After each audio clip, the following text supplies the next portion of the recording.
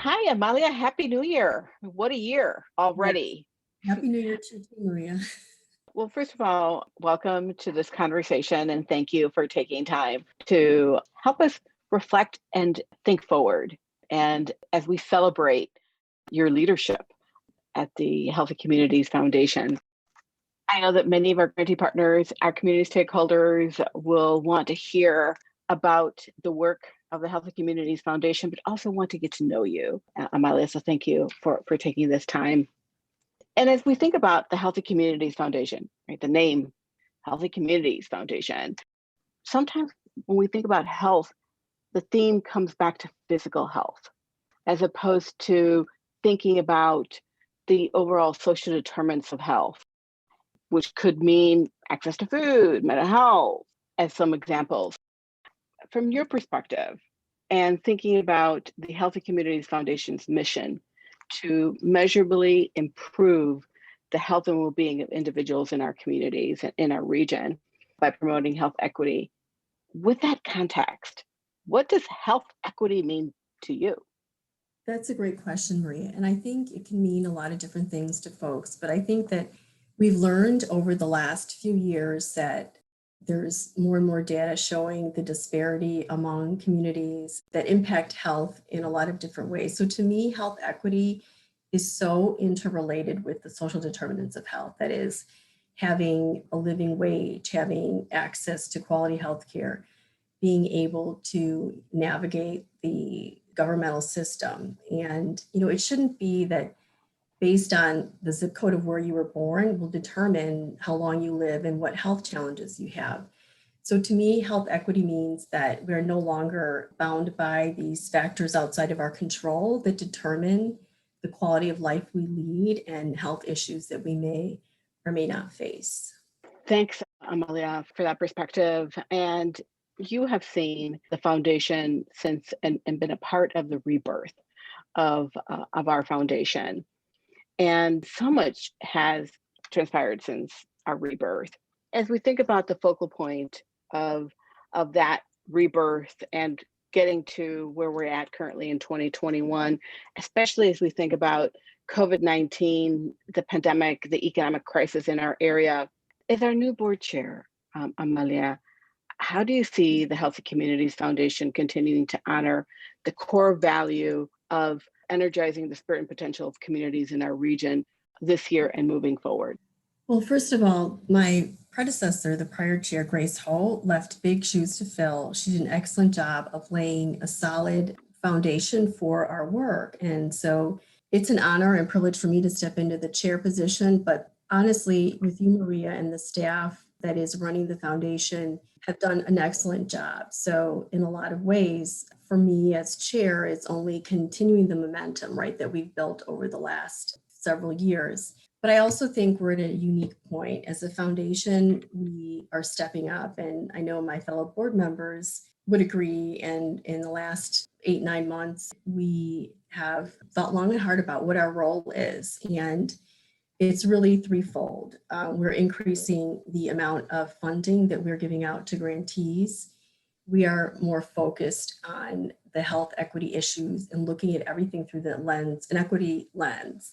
And then finally, if nothing else, we exist to be able to mobilize our resources in a crisis like this. So in my view, and I think my fellow board members would agree that, what's the point of our foundation if we don't step up in a crisis like the pandemic when we're really needed?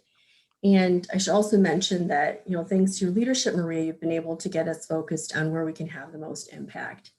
And part of that is also creating an emergency fund that can be tapped into outside of the regular grant cycle process. So I think that's really helpful. This whole pandemic has been obviously overwhelming for everyone, but it's also revealed the significant gaps that exist. And I think we could probably talk for 10 hours about the gaps and what they mean, especially for the Latino community and for the African American community. At every phase of this pandemic, there are more and more challenges and barriers that become more and more obvious. In my mind, we've been really disproportionately impacted right from the very get-go, from our community members, our frontline workers, and jobs that, a cashier, postal worker that expose them to the virus, make them more vulnerable. And then yet they may not have the adequate health care. They don't have the support system that others do. And when you think about the digital divide, I mean, I think that's something too that I want to focus on, because if at every turn, if people can't work remotely, if they don't have Wi-Fi at home, their kids can't do their homework, then they become even more and more disconnected, literally, and also socially isolated without the resources to advance themselves. So I think at every phase, there's more and more challenges. Now in the vaccine phase, and Marie, you probably have a lot of data on that at your fingertips, we're already seeing the inequity in the distribution of vaccines. And, part of it is just because of everything having to be distributed quickly and trying to target by priority. It's been challenging for the government, for all stakeholders. But I'll share with you one quick example that I've seen firsthand, and that is that the vaccine is mainly being distributed through waiting lists that are all digitally based. So not everybody has access to Wi-Fi, a laptop, a cell phone, or maybe they may not know how to download an app to get into the portal where they can get on a waiting list to get information. So again, it's the gap can be widening in so many different ways. Thank you, Amalia, for that perspective as we think about our role in communities and being bold. And I am extremely grateful for that nudge, or I would say the cheering that we're receiving from our board members to continue listening, engaging, and being informed by community. And so as we think about being a community informed, a community engaged foundation, it comes back from the fact that our board members and you as our chair are community members. Tell us about growing up in our region. You're homegrown from our region, and so you know firsthand the importance of listening to community. Tell us a little bit about yourself. Sure. So I was born in Bolivia. My family immigrated to Chicago in the early 70s. I was 2 years old when I came to the Chicago area and grew up in the western suburbs. I currently live in River Forest. And I feel very lucky. And, I grew up with great access to the educational system and being able to choose a career. I'm a lawyer. My day job is a lawyer that I find really gratifying. But I've never lost the perspective of an immigrant. I grew up going to Bolivia, spending summers there. I have actually most of my relatives are still in Bolivia. So that connection and the experience, the lens that I see things through, right, it's from an immigrant perspective. And when we talk about community-based, I mean, that is one huge shift from the foundation's perspective from the prior iteration of it. I think for the first time, once we were installed, and Maria, you were at the helm, it was an enormous shift from not having a framework to being community-based, community-focused, community-embedded. So to me, that means a lot because, throughout the years, I've also been involved in a lot of nonprofits and doing community work. And it's important for us, and we value the voice of the community. And so we listen to the community, and they guide us so that we're not in some ivory tower handing out grant monies. We want to be focused on the people that we serve, because at the end of the day, they're who we should be accountable to. We have the responsibility to use the dollars in a way that will make the most impact. And we have to listen to the people on the front lines about how we can best do that. So Amalia, we are almost at a year since the pandemic has had such an impact, and we've had ongoing conversations on the disparities that were present pre-COVID, and many of the inequities lifted as a result of COVID. I am extremely grateful for the board enthusiasm to move boldly to respond to the community needs. And I know that moving forward, our investments will just be one piece of what it will take. It will take a relationship between community, the foundation, other philanthropic partners, government. Obviously, HCF cannot do it alone.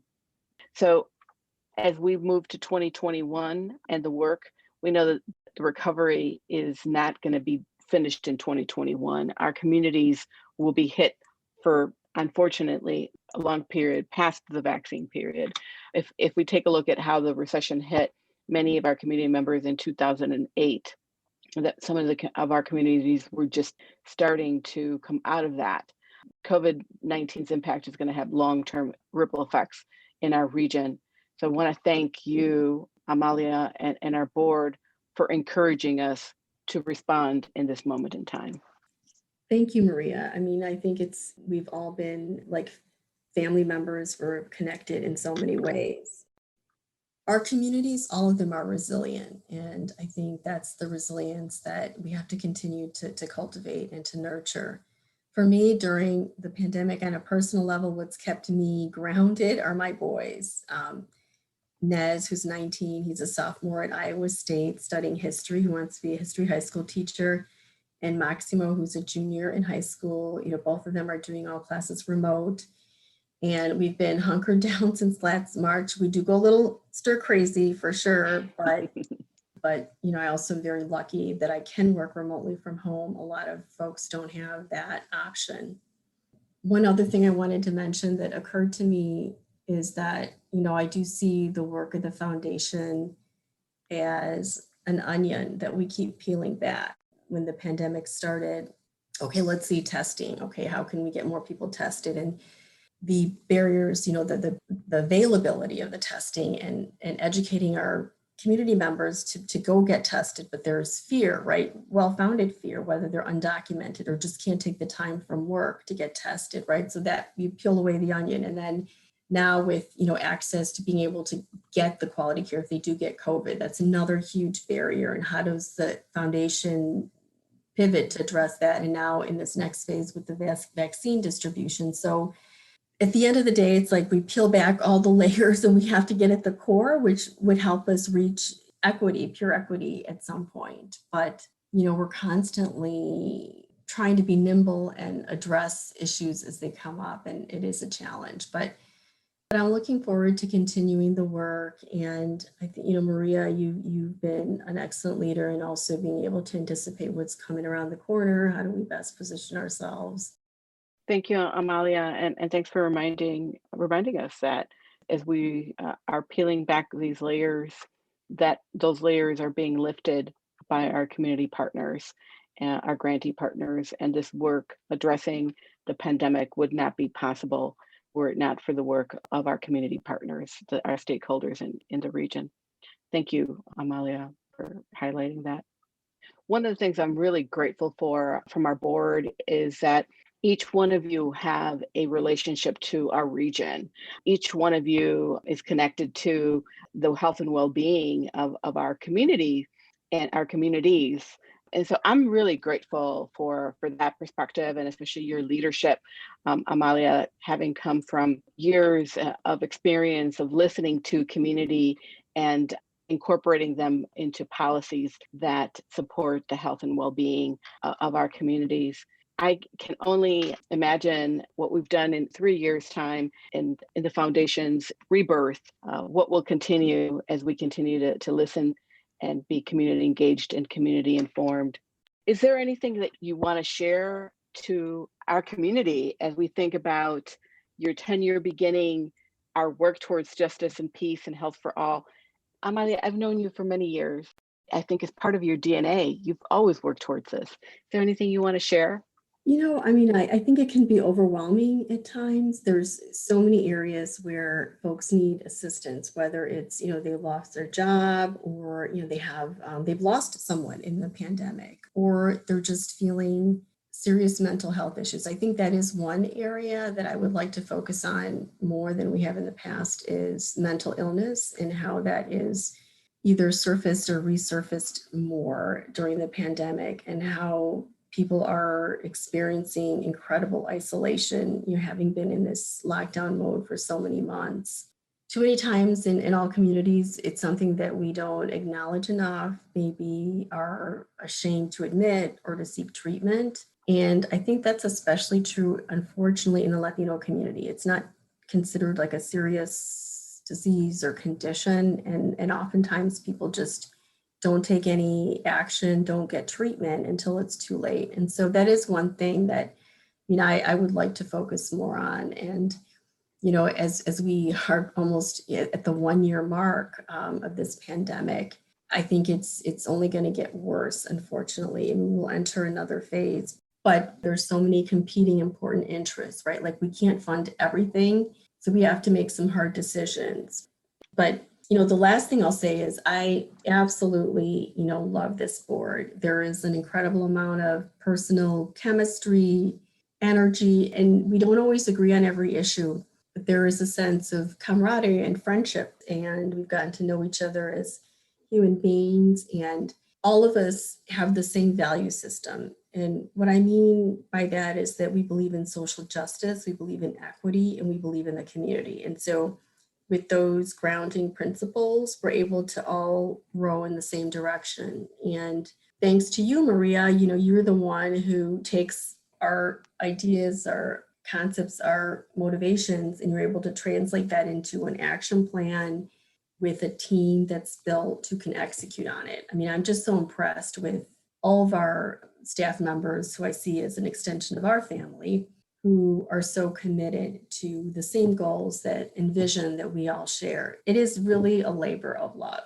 I've served on many, many boards over the years, and this by far is the one that's been the most well-run, smoothly run, and where there's just a lot of synergy among the board members. And we all bring different things to the table. We have folks who run a nonprofit, we have people in the health industry, other lawyers like me, we've got finance folks, and it's been a really wonderful mix of people. So, in my mind, I feel very blessed to be involved. I'm excited about being the new chair. I'm excited about moving forward. And, I want to be able to, through my role, have the most impact possible. I believe in servant leadership. It's like you're there to serve others. It's not about your ego. It's not about you. It's not about what you can accomplish. It's about what we do collectively. And that provides great gratification to me. Amalia, I am so grateful for you reminding us of the beautiful energy, the synchronicity that comes from our board and our team. And ultimately, as you mentioned, it is rooted in values. And it is those values that allow us to continue to be a community informed, community engaged, data driven. And I believe that is why we were able to respond quickly to COVID-19 needs in our region, because of those values our board brings, and that you helped drive early on in developing these values. And so I'm looking forward to the next chapter as we continue to address the health and well-being from an equity lens in our region. Thanks, Amalia. Me as well. And I hope that we can have more town hall meetings like we had in person before the pandemic. And I'm looking forward to seeing people in person. And I encourage people to reach out to me. I want to hear from our grantees and other stakeholders. And I think that that's another way for me to be better informed. I think we can all be better informed. And thank you, Maria, for your leadership. You've done a wonderful job, and you couldn't have gotten us to this point, a point where, by the way, we're a national role model for a health foundation. And in a very short period of time, it's just amazing to see that others are looking to us for guidance on how to prepare, how to create the best model to run a foundation like ours.